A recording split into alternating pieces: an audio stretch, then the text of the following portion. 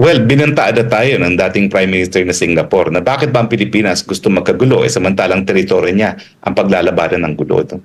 Walang mabuting idudulot ang Vietnam at Malaysia at Indonesia. No? Samantalang tayo, talagang wala na tayong nakukuha. At syempre, ang turista nagpupunta pa rin ng Thailand, Malaysia, Vietnam at iniiwasan ng Pilipinas. Takot lang nila pumunta rito na dahil binabansagan natin halos lahat ng China bilang mga kalaban. Sa tingin ko, kapalit ng ilang pilak na ginto, yun nga po yung nakaw na yaman nila sa Amerika, ay yung pagpalit ng ating posisyon, no? Yung pagbasura sa independent foreign policy at yung lantaran nating pagkakampi ngayon sa Estados Unidos. Ito nga mga kababayan, bago natin ituloy ang video na ito, kung bago ka lang sa aking YouTube channel baka pwede makahingi ng like at subscribe at click mo na rin ang notification bell para updated ka sa aking nilalabas na bagong video. Salamat po.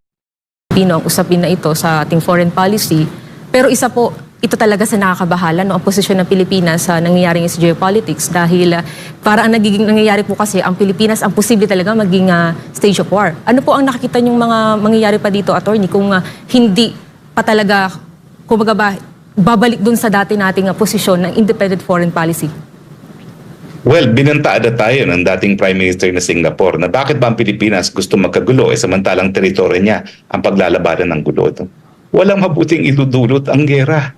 Nung panahon ng pangalawang pandaigdigang digmaan, ang Maynila ay pangalawa lamang na pinakanasirang syudad sa buong mundo. Ang pinakanasirang syudad sa buong mundo ay Warsaw, number 2 ang Metro Manila.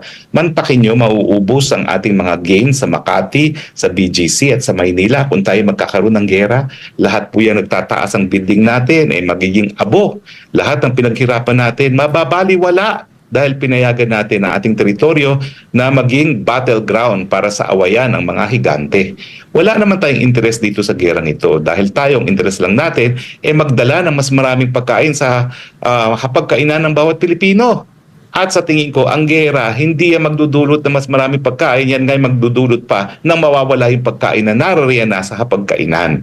So talaga ngayon sa araw ng pagluluksa, sa araw ng pagprotesta, ang panawagan natin, bumaba na. Kung hindi talaga siya magsasabi ng totoo sa estado ng kanyang pag-iisip.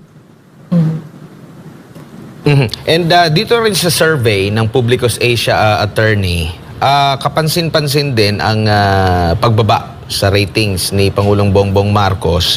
Mula nang umupo ito, last 2022 na nasa 62 ay nasa 44 na ngayon ang kanyang approval rating.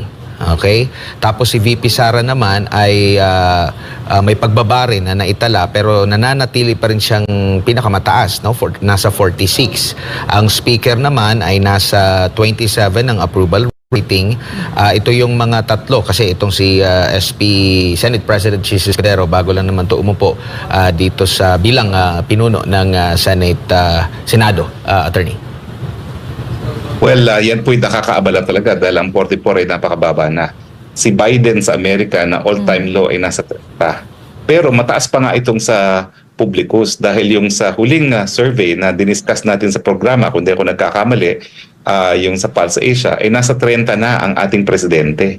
So talagang yan po ay hindi na po mabuting sinyales na talagang hindi na natutuwa sa kanya ang taong bayan dahil naghihirap na ang taong bayan. Again, ang pangunahing reklamo, kulob ng tiyan, kawalan ng sapat na salapib na panggastos at walang trabaho. Kaya yung gera na ginanais nila, pagkamat nais nila na mawala ang atensyon ng mga Pilipino sa estado ng ating ekonomiya at estado nila ng pamumuhay, hindi naman po pwedeng kalimutan ng mga pang-araw-araw na mga pangangailangan ng ating mga kababayan. Kaya kahit anong gawin nila, balik pa rin yan sa usaping ekonomiya dahil yan po ay malapit sa sikmura na sinasabi. Attorney, gaano kahalaga yung mga pahayag, mga payo ng nasa Southeast Asia, mga leader, no, nito mga nakalipas patungkol nga dito sa issue ng West Philippines? Itong mga bansa na ito, itong mga leader na ito ay mula sa mga bansa na mas develop pa kumpara dito sa Pilipinas. Dapat ba nating pakinggan sila or igiit natin na hindi, pwede tayo, kaya natin ito kasi nandyan si Uncle Sam? Kasi halos lahat naman ng mga bansa dito sa Southeast Asia may pakialam din sa South China Sea. Dahil ang South China Sea ay napaka-importanting daanan ng lahat ng mga cargos, no? Yung mga inaangkat na mga bagay-bagay at pinaka-importante na dyan ay ang langis. So lahat tayo may stake dyan.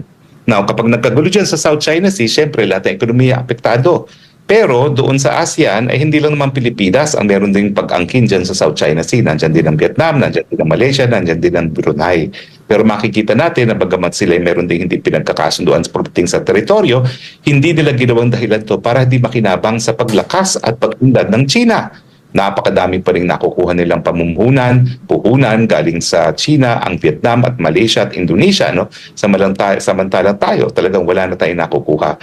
At syempre, ang turista nagpupunta pa rin ng Taiwan, Malaysia, Vietnam at iniiwasan ng Pilipinas. Takot lang nila pumunta rito na dahil binabansagan natin halos lahat ng China bilang mga kalaban ng mga Pilipino.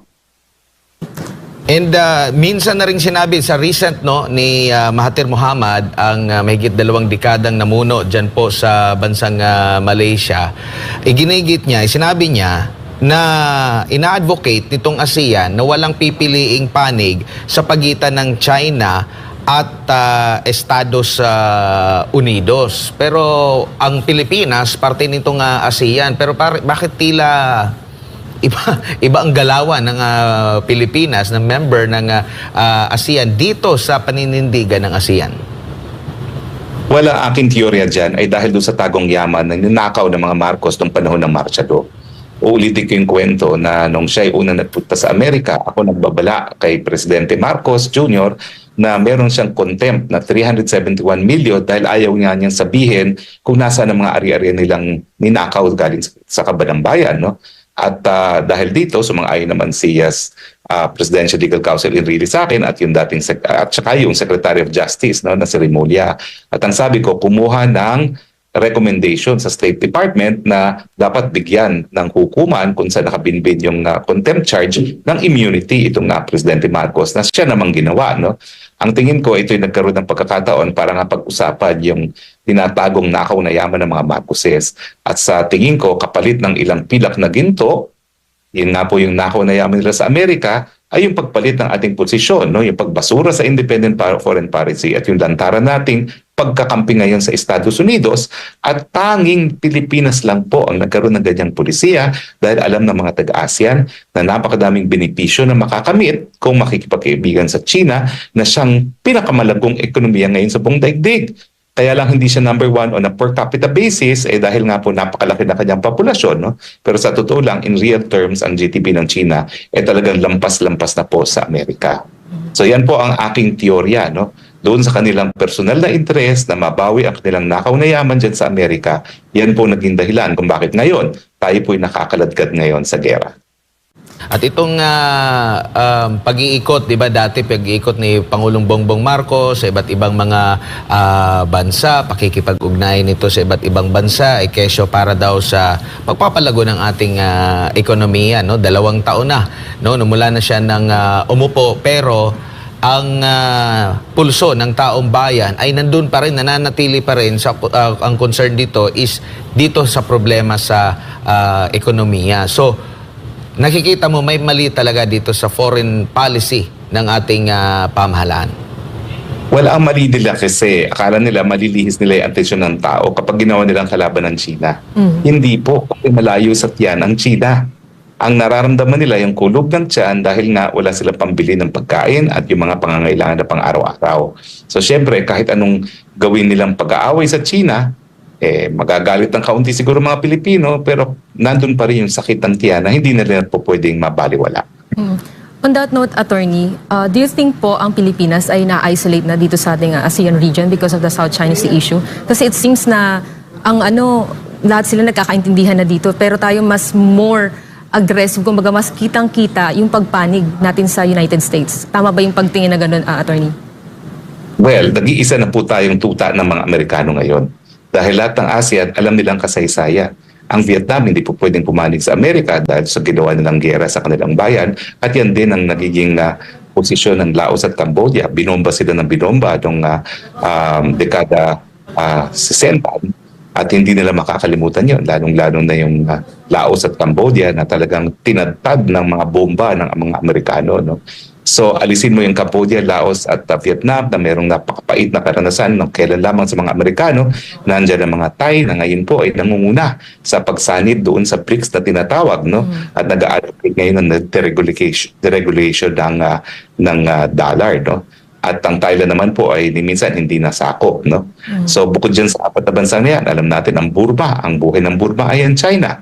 At siyempre nagsalita ng Singapore na patuloy sila makikipag-ibigan sa China, ganyan din ang posisyon ng Malaysia, ganyan din ang posisyon ng Indonesia.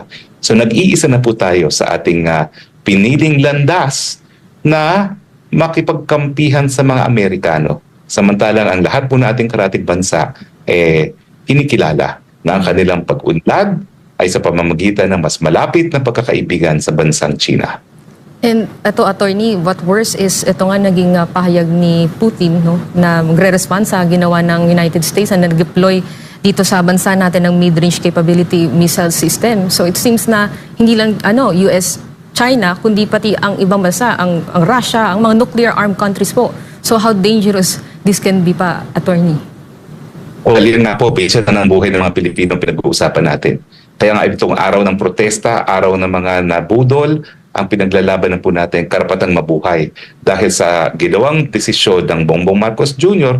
na kaladgaling nga tayo sa gera na wala naman tayong interes. No? So sa kauna-unang pagkakataon po, nandyan na yung posibilidad na tayo po ay mauubos dahil sa paggamit ng nuclear weapons at ito po ay mapang realidad na dahil hindi lang po China nagsalita laban sa pagde-deploy ng mid-range missiles dito sa ating bayan, kundi ang Russia ay nagsalita na rin. Kumbaga, ang ginawa ni Presidente Marcos, imbis na manatili sa gitna at maging neutral, ay ginawa pa niyang kalaban ngayon ang makaparehong China at ang Russia.